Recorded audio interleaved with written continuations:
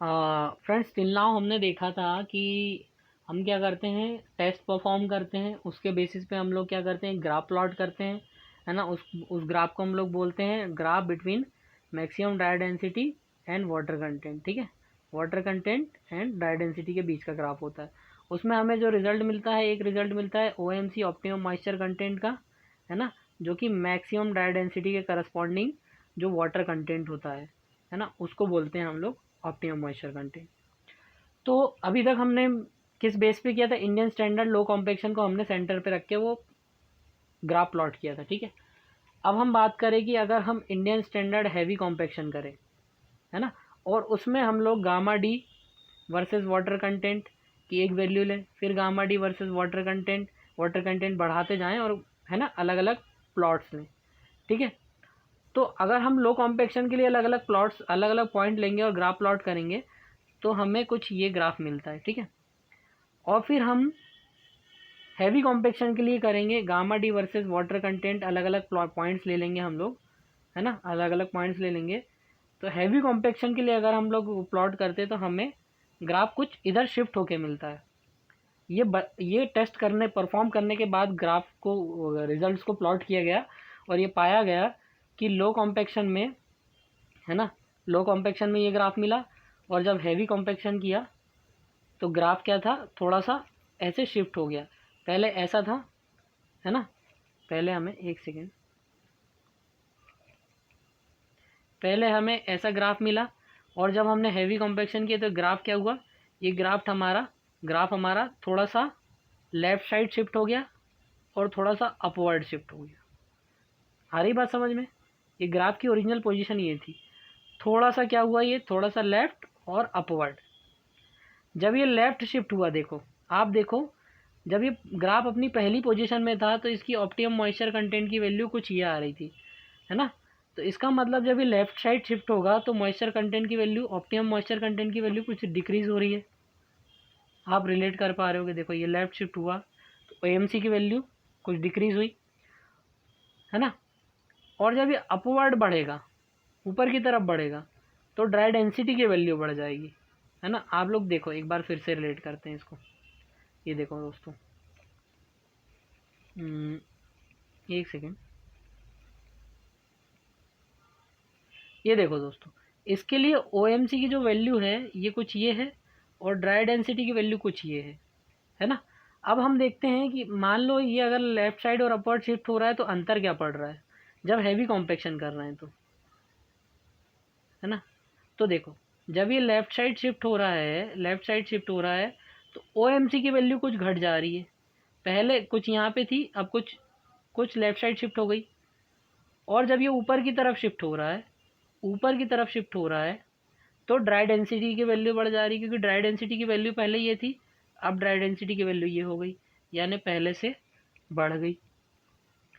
तो इसका मतलब हमें एक चीज़ समझ में आई कि भाई लो कॉम्पेक्शन वर्सेस जब हैवी कॉम्पेक्शन हम लोग करते हैं तो मॉइस्चर कंटेंट जो है कम हो जाता है, या वाटर कंटेंट हमें कम लगता है ना। लो कॉम्पेक्शन वर्सेस जब हम हैवी कॉम्पेक्शन करते हैं तो देखो ऑप्टिमम मॉइस्चर कंटेंट की वैल्यू क्या हो गई, घट गई, यानी वाटर हमें कम लग रहा होता है ना। और हमारी जब हैवी कॉम्पेक्शन की तरफ गए हम लो कॉम्पेक्शन से, तो वाटर कंटेंट हमारा कम हो गया और ड्राई डेंसिटी हमारी बढ़ गई। ये रिज़ल्ट हमारे पास सामने आए, है ना। ये रिज़ल्ट हमारे पास सामने आए कि भैया जब आपने लो से हैवी कर दिया तो आपको पानी भी कम लग रहा है और आपकी डेंसिटी भी ज़्यादा निकल के आ रही है ना। पानी भी कम लग रहा है क्योंकि देखो ऑप्टिमम मॉइस्चर कंटेंट जो ये लो का था, है ना, L represents, L stands for low. Optimum moisture content low का था, ये ऑप्टिमम मॉइस्चर कंटेंट हैवी का है ना।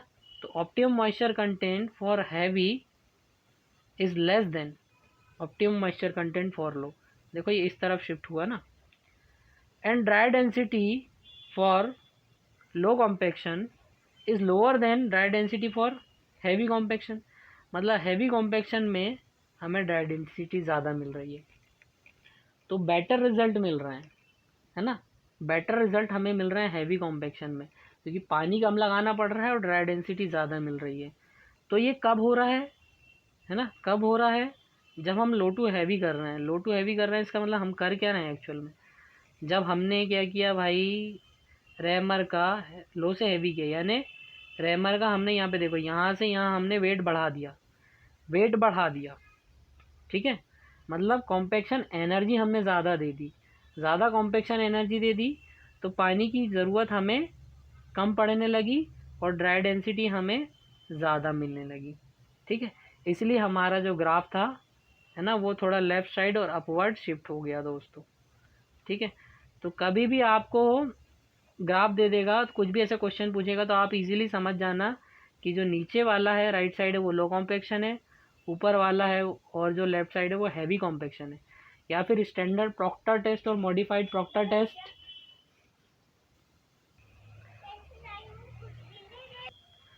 तो इसका मतलब ये समझ में आया है कि भाई लो कॉम्पैक्शन और हैवी कॉम्पैक्शन के टेस्ट में क्या अंतर होता है ना।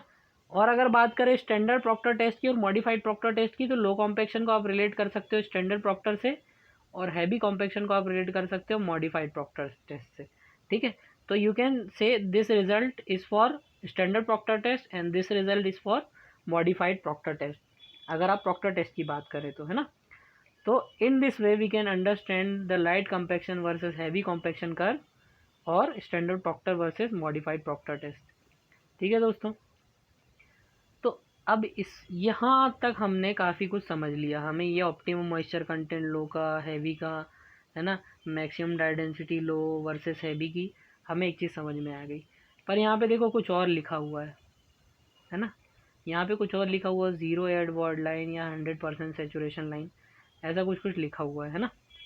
तो ये क्या चीज़ है, देखो दोस्तों, जब आप ये कॉम्पैक्शन करते हो तो आपके पार्टिकल्स दूर दूर होते हैं, है ना, दूर दूर होते हैं। जब आप कंटिन्यूसली कॉम्पैक्शन कर रहे होते हो तो पार्टिकल्स आपके पास पास होते हैं, एयर आपकी कंटिन्यूसली रिमूव हो रही होती है, एयर आपकी कंटिन्यूसली रिमूव हो रही होती है, और आपकी एयर और रिमूव हो रही होती है, पार्टिकल्स और पास पास आते जाते हैं। तो हम ये बोल रहे हैं कि जब हमारा 100% कॉम्पैक्शन हो गया, जब हमारा कॉम्पैक्शन फुल्ली कॉम्पैक्ट हो गई सॉइल, तो सॉइल के बीच की जो एयर है वो पूरी तरीके से ख़त्म हो गई, एयर जो है वो पूरी तरीके से ख़त्म हो गई, है ना। अब हमारे पास एयर बिल्कुल नहीं है, जबकि ऐसा पॉसिबल है नहीं, प्रैक्टिकली ऐसा पॉसिबल नहीं है। अगर आपकी पूरी तरीके से एयर ख़त्म हो जाती है ना, आपने क्या किया, कंटिन्यूसली आप एफर्ट लगाते गए और आपका ग्राफ यहाँ से इस साइड आ गया, यहाँ से इस साइड आ गया, ठीक है। तो अगर आपकी पूरी एयर रिमूव हो जाती तो ये जो ऐसी एक लाइन ये इनके ग्राफ को ऐसे कनेक्ट कर रही होती, ग्राफ के इस वाले पोर्शन को कनेक्ट कर रही होती, ये हो जाती है आपकी 0 एयर वर्ड लाइन। पर आप कभी भी पूरी तरीके से एयर को रिमूव नहीं कर सकते, इसलिए यहाँ पे थोड़ा सा दूर यहाँ पे आपकी ये 0 एयर वर्ड लाइन बनाई, थोड़ा सा मिसप्लेस हो गई, ये देखो ये 0 एयर वर्ड लाइन है आपकी, ठीक है। This is your 0 air void line, ठीक। तो 0 air void line showing the total air removal from the soil, ठीक है। मतलब कि एयर आपकी कंप्लीटली रिमूव हो चुकी है ना।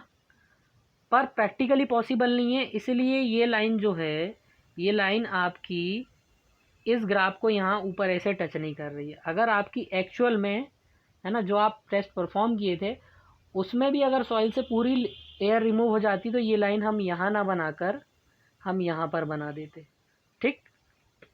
पर प्रैक्टिकली ऐसा पॉसिबल नहीं है, इसलिए थ्योरेटिकली इस लाइन को यहाँ पे थोड़ा सा दूर बनाया जाता है।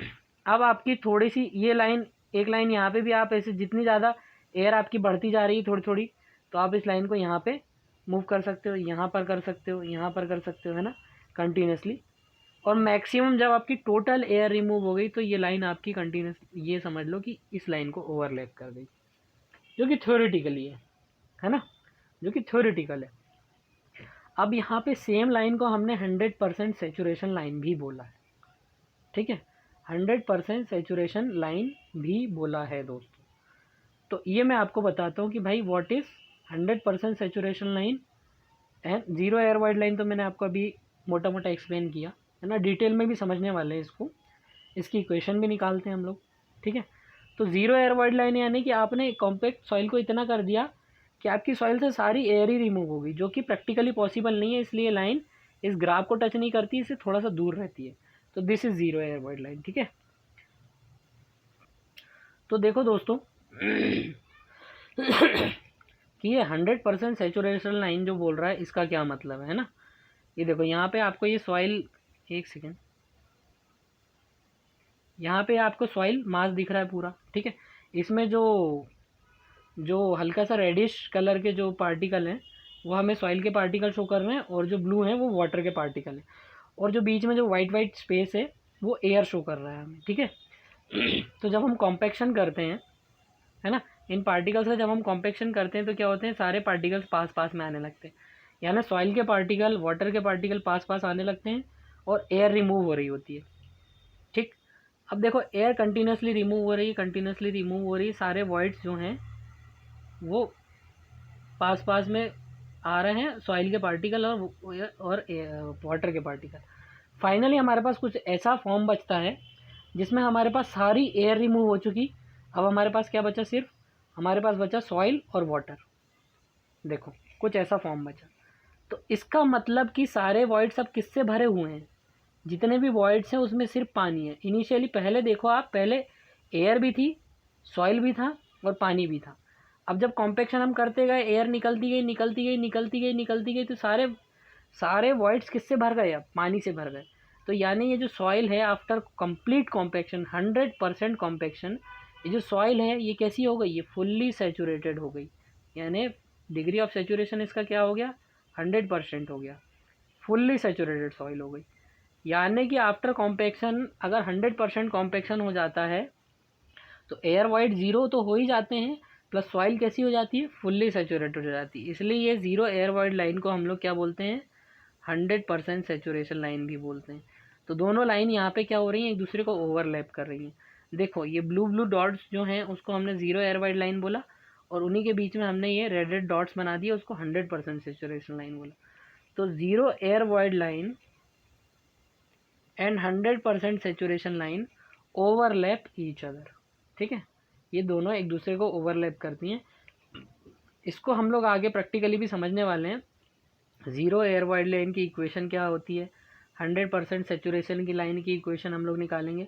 और दोनों अगर सेम आ रही हैं, है ना, केस अगर हम देखें दोनों, अगर दोनों की वैल्यू सेम आती है तो हमें हमारे प्रूफ हो जाएगा कि भाई दोनों लाइन एक दूसरे को ओवरलैप करेंगी। अभी तो हमने थ्योरेटिकली और कॉन्सेप्चुअली चीज़ों को समझ लिया कि हाँ वैसा तो हो रहा है, एक्चुअल में हो रहा है ना। तो उसको हम लोग मैथमेटिकली प्रूफ करके देखेंगे दोस्तों, है ना। So in next video we will see this equation of zero air void line and 100% saturation line, and दोनों वैल्यू सेम आती हैं कि नहीं आती, है ना। तभी हमारा ये जो एजम्पशन है कि दोनों लाइन एक दूसरे को ओवरलैप कर रही है, मैथमेटिकली, है ना, प्रूफ हो जाएगा। सो आई होप आप लोग के समझ में आया होगा light compaction versus heavy compaction में क्या होता है, ज़ीरो एयर वाइड लाइन क्या होती है, 100% सेचुरेशन लाइन क्या होती है। थैंक्स फॉर वॉचिंग फ्रेंड्स, है ना। अच्छा ये एक चीज़ और है, लाइन ऑफ ऑप्टिमम। देखो ये जो पॉइंट है ये ऑप्टिमम मॉइस्चर कंटेंट के करस्पॉन्डिंग है। ये जो पॉइंट है ये भी मॉइस्चर, ऑप्टिमम मॉइस्चर कंटेंट के करस्पॉन्डिंग है। तो इनको जो लाइन ज्वाइन कर रही होती है इसको लाइन ऑफ ऑप्टिमम बोलते हैं, ठीक है। इसको हम लोग क्या बोलते हैं, लाइन ऑफ ऑप्टिमम। ये तो छूट ही गया था। इसे हम क्या बोलते हैं, लाइन ऑफ ऑप्टिमम। और हम ये मान के चलते हैं कि भाई ज़ीरो एयर वाइड लाइन और 100% सेचुरेशन लाइन ये ऑलमोस्ट पैरेलल होती है लाइन ऑफ ऑप्टिमम के, लग भी रही है ना, लग भी रही है दोस्तों। So this is all about today's lecture. इसमें आप लोग को जितना समझाया आई होप आप लोग के समझ में आया होगा। अब हम नेक्स्ट वीडियो में देखेंगे क्या भाई, हम नेक्स्ट वीडियो में देखेंगे, है ना, equation of zero air wide line and 100% saturation line, और दोनों की वैल्यू सेम आती है कि नहीं आती, है ना। तो ये हम समझेंगे दोस्तों। तो I till then keep watching, like करो, शेयर करो, सब्सक्राइब करो, समझ में आया तो लाइक ज़रूर करो, है ना। थैंक्स फॉर वॉचिंग दोस्तों।